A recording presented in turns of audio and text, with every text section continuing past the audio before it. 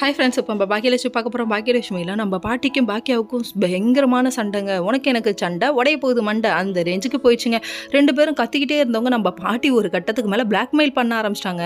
நம்ம பாக்கியா என்ன சொல்கிறாங்கன்னா, நிச்சயத்துக்கு மாப்பிள்ளைட்டுக்காரங்க வந்தாலுமே நீங்கள் வராதிங்க, எங்களுக்கு விருப்பம் இல்லை, வெளியே போங்கன்னு நான் சொல்லுவேன்னு சொல்ல, நீ யார் சொல்கிறதுக்குன்னு கேட்க, நீங்கள் யார் முதல்ல சொல்கிறதுக்குன்னு பேச, இப்படி மாற்றி மாற்றி பேசிக்கிட்டே இருந்தால் என்ன அர்த்தம்? யார் பெரியாலும் அடிச்சு காமிக்க வேண்டாமா?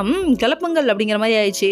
கடைசியில் பார்த்தா 23 புலிகேசி கணக்காக ஆயிடுச்சுங்க. என்ன ஆயிடுச்சுன்னா, பாட்டி ஒரு பக்கம் நான் செத்துருவேண்டான்னு சொல்ல, போய் செத்துத்தான் தொலையேன் அப்படின்னு சொல்லிட்டாங்க. நம்ம பாக்கியா இந்த ட்விஸ்ட் அண்ட் டர்ன்ஸ் எதிர்பார்க்கல. நம்ம கூட சென்டிமெண்ட்டுக்கு வளைஞ்சிருவாங்களோன்னு நினச்சோம். ஆனால் கடைசியில் அவங்க என்ன சொன்னாங்க தெரியுமா?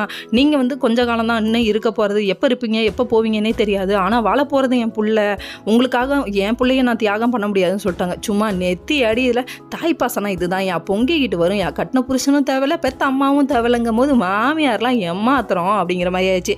சரி, அடிச்சு பட்டையை கிளப்ப வேண்டாமாங்கிற ரேஞ்சுக்கு போயிடுச்சு. நம்ம கோபி ஒரு பக்கம் வேணான்னு சொல்லிட்டு கொந்தளிக்கிறாரு பாக்கியா மேலே. அடே நல்லா வருவாப்பா, நீ உங்கள் அம்மா பண்ணுறது தப்புன்னு தோணலையா?